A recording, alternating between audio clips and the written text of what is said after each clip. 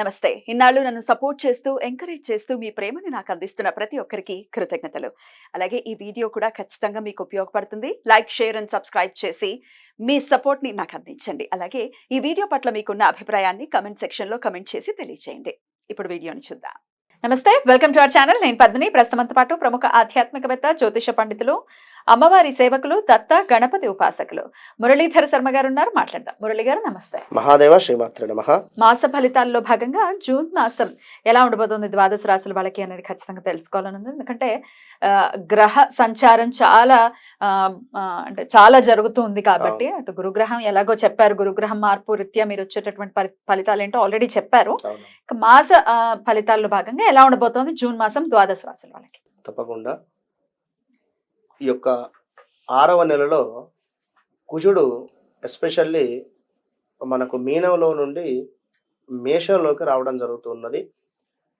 కుజుని యొక్క ఇంటిని అంటే ఈ యొక్క మేష లగ్నాన్ని కానీ మేష రాశిని కానీ ఈ యొక్క శని భగవానుడు తన ఎక్స్ట్రా లుక్ ద్వారా వీక్షిస్తూ ఉన్నాడు. కనుక కుజుడు మీకు ఇచ్చేటువంటి రిజల్ట్ శని భగవానుడి ద్వారానే తన ఇవ్వమంటేనే ఇస్తాడు. కనుక ల్యాండ్ ఇష్యూస్ కానీ ఏవైనా రియల్ ఎస్టేట్ వ్యాపారం కానీ కోర్టు సంబంధిత విషయాలలో కానీ కాస్త మీ జాతక పరిశోధన చేసుకున్న తర్వాతనే ముందుకు వెళ్ళండి. ఎందుకంటే ఏదో బాగుంది బాగాలేదు అని చెప్పారు కదా అని చెప్పి గుడ్డిగా వెళ్ళకుండా ఖచ్చితంగా మీ డేట్ ఆఫ్ బర్త్, పుట్టిన సమయంలో దశ ఏం నడుస్తుంది, అదేవిధంగా ఈ కుజుడు ఎక్కడున్నాడు అనే విషయాన్ని గమనించుకోవాలి, చూసుకొని ముందుకు వెళ్ళాలి. ఎందుకంటే మీ జాతకంలో కూడా శని చూపు ఒకవేళ కుజుడి మీద ఉన్నట్టయితే మామూలుగా ఉండదు, మీకు చాలా ఇబ్బంది అవుతుంది. ఇది అర్థం చేసుకొని మీరు ముందుకు వెళ్ళండి. ఇక శుక్ర, బుధ, సూర్యులు ఎక్కడ ఉండబోతున్నారు? వీరు మనకు వృషభము అదే విధంగా మిథునంలో ట్రావెలింగ్ ఉంది వీరికి ఈ 1 మంత్ లో.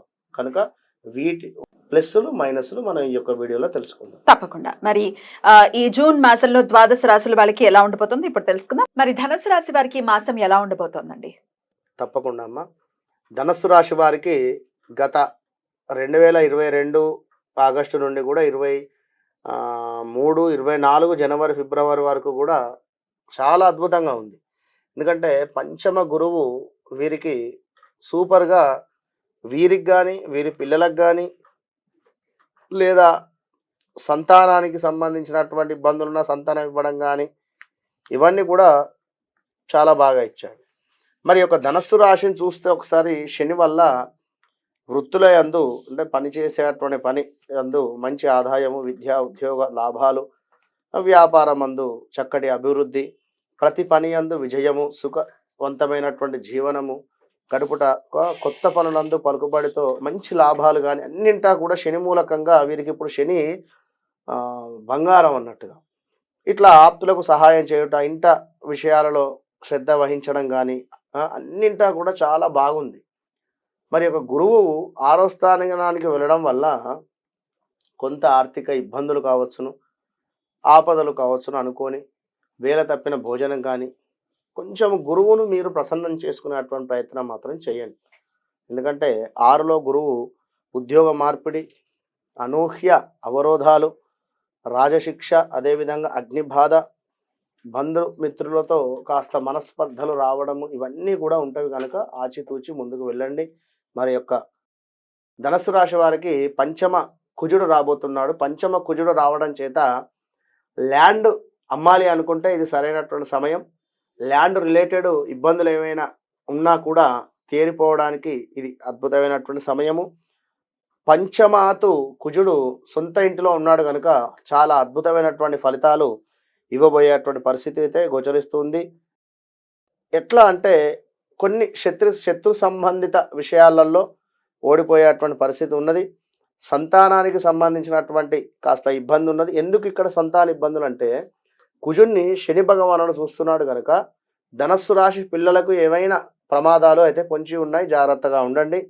ఇంకా చూసుకున్నట్టయితే ఆహారము, వేడి ఆహారాలు తినేటువంటి సందర్భాలలో కూడా నోరు కాలడం కానీ లేదా నోటికి సంబంధించినటువంటి కురుపులు ఏర్పడడం కానీ ఎలర్జీ అవ్వడం కానీ జరిగేటువంటి ఆటంకాలు అయితే ఉన్నవి, జాగ్రత్తగా ఉండండి.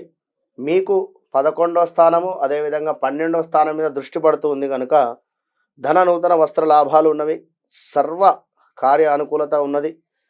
ఎట్ ద సేమ్ టైం 12వ స్థానాన్ని కుజుడు తన సొంత ఇంటిని చూస్తున్నాడు కనుక స్థాన చలనాలు, శరీరక శ్రమ, అవమానాలు, అధిక వ్యయము, నేత్ర సంబంధిత రోగాలు అయితే ఉన్నవి. జాగ్రత్తగా ఉండండి.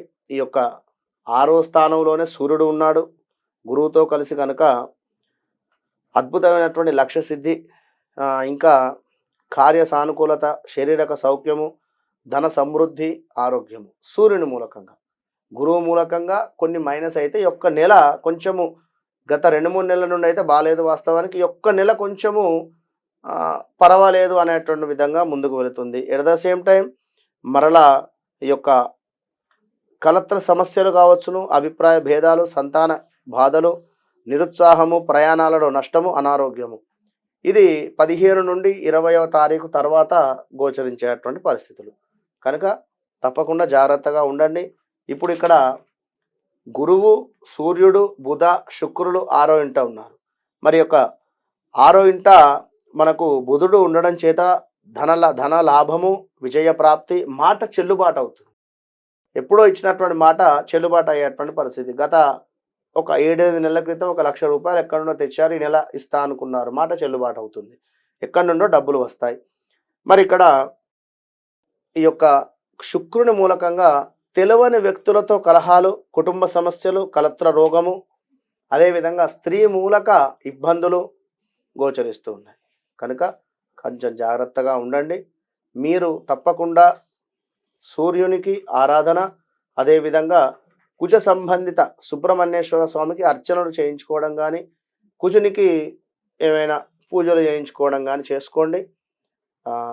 కుజ సంబంధిత దానాలు, కందులు కానీ కందిపప్పు కానీ దానంగా ఇస్తూ ఉండండి, మంచి ఫలితం ఉంటుంది. కొంత మంచి పీరియడ్ గానే కన్సిడర్ చేయొచ్చు. 2-3 నెలలతో కంపేర్ చేస్తే ఈ నెల అని చెప్తున్నారు కాబట్టి డెఫినెట్ గా పీస్ఫుల్ గా వెళ్ళాలి వీళ్ళకి మంత్ అని మనస్ఫూర్తిగా కోరుకుంటూ ఇక నెక్స్ట్ ఎపిసోడ్ లో మకర రాశి గురించి మాట్లాడుకుందాం. నమస్కారం అండి. మహాదేవ్.